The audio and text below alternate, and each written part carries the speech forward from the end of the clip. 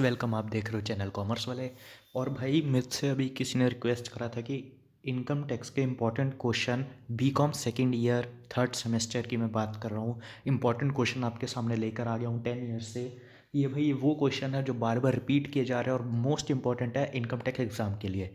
मुझे पता है कि इनकम टैक्स का जो एग्ज़ाम है वो बहुत ही अटपटा सा होता है, लेंदी होता है, मुश्किल लगता है।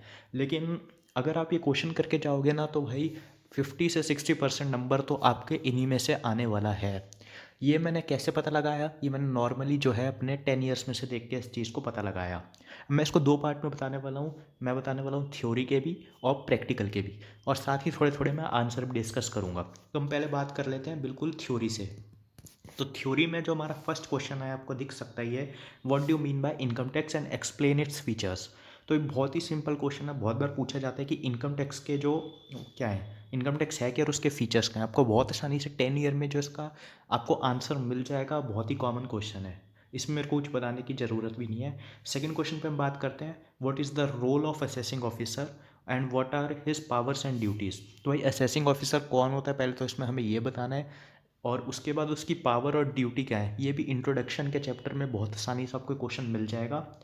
अब बात कर लेते हैं हम आगे एग्रीकल्चरल इनकम की। एग्रीकल्चरल इनकम में हमें बहुत इंपॉर्टेंट है, मतलब मैं कह रहा हूँ सबसे इंपॉर्टेंट क्वेश्चन है, तो आता ही आता है, चाहे तो भाई शॉर्ट में आएगा, चाहे लॉन्ग में आएगा, चाहे एमसीक्यू में आएगा, किसी में भी आए, लेकिन ये क्वेश्चन आता ही आता है। इसको भाई मोस्ट इंपॉर्टेंट आप इसको मार्क करके जाओ एग्रीकल्चरल इनकम को।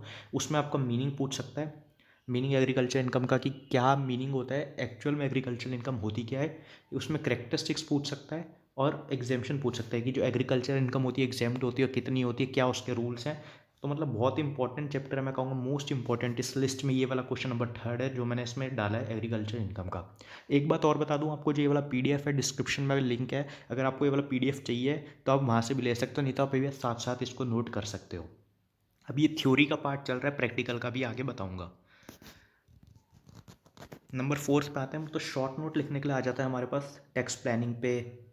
टैक्स प्लानिंग पे नॉर्मली हम टैक्स प्लानिंग पे हमें नोट लिखना है, जनरल सेंस में इसको लिखना होता है कि टैक्स प्लानिंग क्या होती है, हम क्यों करते हैं और कैसे करते हैं। ठीक है, तीन चीज़ हमें बतानी है, क्या होती है, क्यों करते हैं और कैसे करते हैं।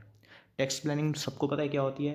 क्यों होती है? क्योंकि हम भाई अपना टैक्स बताना चाहते हैं। और कैसे करते हैं तो हम बताएंगे इसमें कि एग्जेम्पशन होती है वो क्लेम करके, डिडक्शन होती है वो क्लेम करके, तो वो सारा प्रोसेस है। उसके बाद पर्सन, मतलब बहुत ही कॉमन क्वेश्चन, बहुत ही इजी क्वेश्चन। पर्सन जो 7 पर्सन होते हैं हमारे, individual, HUF and corporate law, BOP, AOI, artificial judicial person, और उसके बाद हमारा HUF, लोकल अथॉरिटी। जो ये हमारे 7 पर्सन होते हैं, इनको हमें इसमें डिस्क्राइब करना होता है। फिर असेसमेंट ईयर और प्रीवियस ईयर, तो भाई असेसमेंट ईयर और प्रीवियस ईयर दोनों ही आ सकते हैं, इनमें डिफरेंस भी आ सकता है। तो भाई वही होता है कि जो 1 अप्रैल से स्टार्ट होता है 31 मार्च को ख़त्म होता है। असेसमेंट ईयर में हम अपने जो है टैक्स को असेस करते हैं, प्रीवियस ईयर में जो हमने इनकम अर्न करी है उस पर हम टैक्स पे करते हैं असेसमेंट ईयर में, और प्रीवियस ईयर में जो हम इनकम अर्न करते हैं। उसके बाद आता है भाई कैजुअल इनकम और non agricultural income. Casual income भाई हमारी जो वो वाली इनकम जो हमारी लॉटरी से आती है, गैमलिंग से आती है, बेटिंग से आती है, हॉर्स रेस से आती है, तो वो वाली कैजुअल इनकम, और जिसपे सीधा सीधा 30% का टैक्स लगता है, यार 30% का इस पर टैक्स लगता है वो। नॉन एग्रीकल्चर इनकम, ये भी आप इसमें ले सकते हो। देखो एग्रीकल्चर इनकम जो आप पढ़ोगे तो उसमें नॉन एग्रीकल्चर इनकम भी आ जाएगा, तो आपका वहाँ पे ये कवर हो जाएगा। उसके बाद फिफ्थ आता है मोस्ट इंपॉर्टेंट एग्जाम्शन लिस्ट। यह हमारी 10 से 12 एग्जाम्शन है, जो सेक्शन 10 हम जो पढ़ते हैं उसमें एग्जाम्शन होती है कि किस चीज़ में एग्जाम्शन है। ऐसे डिविडेंड में एग्जाम्प्ट होता है, देन उसके बाद स्कॉलरशिप में एग्जाम्प्ट होता है, पॉलिटिकल पार्टी डोनेशन, ऐसे जो जितनी भी एग्जाम्शन लिस्ट है वो आप एक बार देख लेना या फिर उसको अपने सामने रख लेना, तो बहुत अच्छे से आपका ये हो जाएगा एग्जाम्शन लिस्ट भी क्लियर। आगे बढ़ते हैं नंबर 6 की तरफ। उसमें आता है how to calculate NAV। NAV यानी कि net annual value. House property के चैप्टर में से ये क्वेश्चन बहुत बार पूछा गया है कि NAV कैसे कैलकुलेट करते हैं। तो NAV कैलकुलेट करने के लिए हमें पहले बताना होगा कि हम GAV कैसे कैलकुलेट करते हैं, क्योंकि जब GAV आएगी तभी तो हम NAV पे आएंगे ना। सबको पता है GAV कैसे करते हैं, हम पहले स्टैंडर्ड रेंट देखते हैं, उसके बाद हम फेयर रेंट देखते हैं, फिर दोनों में से जो ज़्यादा होता है वो लेते हैं, फिर उसको एक्चुअल रेंट से कंपेयर करते हैं, एक्सपेक्टेड रेंट से, और ऐसे करते हैं हम, स्टेप बाय स्टेप आते हैं। उसमें से हम जो है 24A की डिडक्शन माइनस करते हैं 30% की, और फिर हमें मिल जाता है NAV। उसमें से हम म्यूनिसिपल टैक्स भी डिडक्ट करते हैं NAV तक पहुंचने के लिए। तो पूरा उसमें प्रोसेस बताने कि NAV कैसे है, तो इसमें हमें डिस्कस करना है कि GAV कैसे निकालते हैं, फिर उसमें से हम लेस करते हैं म्यूनिसिपल टैक्स और आ जाते हैं नेट एनुअल वैल्यू पे। ठीक है, नंबर 7 की तरफ मैं बढ़ूंगा। Which loss can be carry forward, explain the provision. मैं कहूँगा भाई बहुत ही सिंपल और बहुत ही इंपॉर्टेंट क्वेश्चन कैरी फॉरवर्ड का, कि कौन से लॉस हम कैरी फॉरवर्ड कर सकते हैं। इसके लिए मैं आपको बता दूं, मेरे दूसरा चैनल है नमन जैन के नाम से, उस पर मैंने एक वीडियो डाला है, सेट ऑफ और कैरी फॉरवर्ड का चैप्टर है। उसमें मैंने एक चार्ट में समझाया, बिल्कुल एक चार्ट में 5 मिनट में पूरा चैप्टर क्लियर है, और आपको ऐसे रट जाएगा ना वो चैप्टर की, मज़ा आ जाएगा। 5 मिनट में चैप्टर पूरा, लिंक डिस्क्रिप्शन में उस वीडियो को जाके देखना कि सेट ऑफ और कैरी फॉरवर्ड कैसे है। सिर्फ एक चार्ट है, 5 मिनट में पूरा चैप्टर उस चार्ट के अंदर कवर किया गया है। उसके बाद नंबर 8 पे आते हैं, what do mean by perks या फिर परक्यूसाइड्स। तो भाई पर्क्स क्या होता है, सैलरी के चैप्टर से क्वेश्चन पूछे जाते हैं, जिसमें हमें बताना होता है कि पर्क्स क्या होता है, क्यों दिए जाते हैं और कितने टाइप के होते हैं। तो होते तो बहुत टाइप के, लेकिन जो मेन कॉमन आते हैं वो आता है हमारा हाउस रेंट का, और उसके बाद रेंट फ्री अकोमोडेशन का पर्क, या फिर लंच फैसिलिटी, मोटर कार, तो ये सब हमें उसमें डिस्कस करना होता है। उसके बाद आता है हमारा capital gain and it's treatment. तो कैपिटल गेन हमें बताना होता है कि व्हाट इज़ कैपिटल गेन। तो हमें बताना है कि कैपिटल गेन तब होता है जब हम कैपिटल एसेट को सेल करते हैं, उससे जो हमें गेन होता है वो कैपिटल गेन होता है। अब जो है कि कैपिटल एसेट का होता है, उसमें हमें वो भी डिफाइन करना है। एंड देन उसके बाद उसका टैक्स ट्रीटमेंट क्या है। तो टैक्स ट्रीटमेंट क्या है हम बता सकते हैं, जो कैपिटल गेन है उस पर, जो लॉन्ग टर्म कैपिटल गेन है उस पर 20% का टैक्स लगता है, शॉर्ट टर्म पे कितना लगता है, तो वो इसमें सब बताना है। ईजिली सब क्वेश्चन के आंसर आपको मिल जाएंगे अपने 10 ईयर्स में। जितने भी मैंने यहाँ पे 10 क्वेश्चन बता रहा हूँ, सबके आंसर बहुत ही इजीली आपको मिल जाएंगे। आपको करना क्या है, वो चैप्टर खोलना है जिसका क्वेश्चन है, और वहाँ पे इजीली डायरेक्ट क्वेश्चन आपको ही मिल जाएगा। नंबर 10th जो आखिरी क्वेश्चन जो है वो पीजीबीपी से है, explain the provision of depreciation under section 32। तो डेप्रिसिएशन को होता है कि पीजीबीपी में एक इंपॉर्टेंट पार्ट प्ले करता है डेप्रिसिएशन का, उसमें हमें ब्लॉक में कैलकुलेट करना पड़ता है, उसके हमें रेट याद करने पड़ते हैं। तो ये एक इंपॉर्टेंट क्वेश्चन है डेप्रिसिएशन का। ये तो थे भाई हमारे थ्योरी के पार्ट। अब मैं बात करने चाह रहा हूँ प्रैक्टिकल की। ये थ्योरी के थे, अब हम प्रैक्टिकल की तरफ बढ़ेंगे कि प्रैक्टिकल में क्या क्या आ सकता है। तो प्रैक्टिकल में जो सबसे पहले चीज़ आती है वो आती है भाई हमारी रेजिडेंशियल स्टेटस। रेजिडेंशियल स्टेटस हमें करना होता है, उसमें हमें मेन तो 2 कंडीशंस याद करनी होती है, कि एक वो 182 डेज़ वाली, और एक होती है वो 60 डेज़ वाली। तो अगर वो हम कर लेते हैं तो ऑर्डनरी रेजिडेंट होता है। फिर 2 कंडीशंस और आती है जिसमें हम देखते हैं कि 730 दिन वो इंडिया में है या नहीं लास्ट के 10 ईयर में, और माफ़ करना लास्ट के 7 साल में। और हम देखते हैं कि 2 आउट ऑफ 10 ईयर्स में वो रेजिडेंट होना चाहिए, तो वो ROR है, नहीं तो हो जाता है नॉन रेजिडेंट। तो भाई इस पर क्वेश्चन जरूर आता है, रेजिडेंशियल स्टेटस पे प्रैक्टिकल क्वेश्चन आता है, तो कभी कभार थ्योरी भी आ जाती है। तो हमें बस रूल पता होना चाहिए, तो हम कोई भी क्वेश्चन इसका आसानी से सॉल्व कर लेंगे। आगे बढ़ते हैं, तो आगे सैलरी के चैप्टर से अलाउंसेस पे आता है, house rent allowance, travel allowance, children allowance, car facility. तो इसमें जो इंपॉर्टेंट है वो हाउस रेंट अलाउंस है, जिसमें हमें 3 कंडीशन देखनी होती है, एक्चुअल रिसीव कितना हुआ, देन उसके बाद हम देखते हैं कि rent paid over 10% of salary, and at the last हम देखते हैं 40% या 50%। तो ये याद रखना है कि 40% किस में देखते हैं, 50% किस में देखते हैं। चार सिटीज़ हैं उसमें हम देखते हैं 50%, बाकी सब में हम देखते हैं 40%। 4 सिटीज़ कौन सी हैं, दिल्ली, कोलकाता, चेन्नई और मुंबई, ठीक है।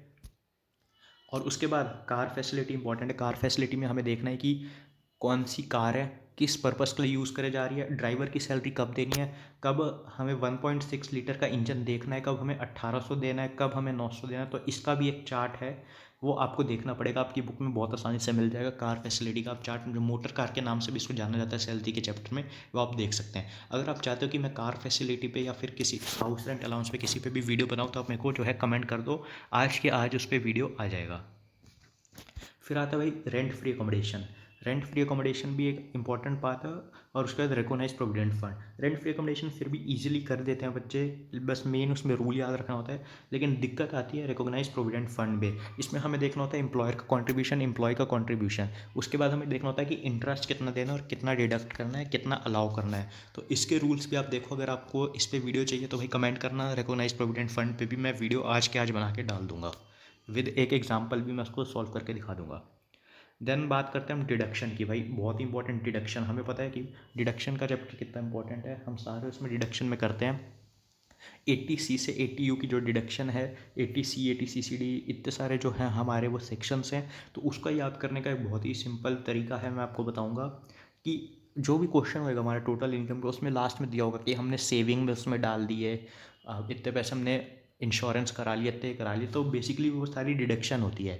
अब हमें लिमिट याद रखनी होगी, जैसे ATC की लिमिट 1.5 लाख है, लेकिन वो कहेगा कि मैंने जो है NSE में 2 लाख खरीद लिया, तो हमें 2 लाख नहीं 1.5 लाख डालनी है, तो वो हमें याद करनी पड़ेगी डिडक्शन के लिए। वैसे मैं आपको बता दूं कि डिडक्शन का वीडियो भी मैंने ऑलरेडी अपने दूसरे चैनल पर डाला हुआ है। फुल डिडक्शन मैंने कवर किया हुआ है 2 पार्ट्स में, बहुत ही ईजिली चार्ट से समझा रखा है कि किसको मिलेगी, कितनी मिलेगी और किस चीज़ में मिलेगी, तो वो भी आप देख सकते हो, डिस्क्रिप्शन में लिंक है डिडक्शंस का भी। ठीक है, बात कर लेते हैं हम profit and gain from business and profession. ये चैप्टर हालांकि बड़ा बहुत है लेकिन ईजी है। इसमें हमें 3 पार्ट्स देखने होते हैं कि क्या खर्चा अलाउड होना है, क्या डिसअलाउड होना है, और तीसरा पार्ट डेप्रिसिएशन का, जो मैंने थ्योरी में भी आपको बता दिया था। ठीक है, तो हमें देखना है कि कौन सा खर्चा अलाउड हो रहा है, उसे कर दो एड बैक। हमने क्या डिसअलाउ हो रहा है उसको कर दो माइनस। बस ये करते जाना है और हम जो है PGBP का क्वेश्चन आसानी से इसको सॉल्व कर सकते हैं। उसके बाद आता है हाउस प्रॉपर्टी में। हाउस प्रॉपर्टी में मेन हमें देखना होता है भाई अनरियलाइज रेंट का ट्रीटमेंट, कि क्या ट्रीटमेंट होने वाला है अनरियलाइज रेंट का।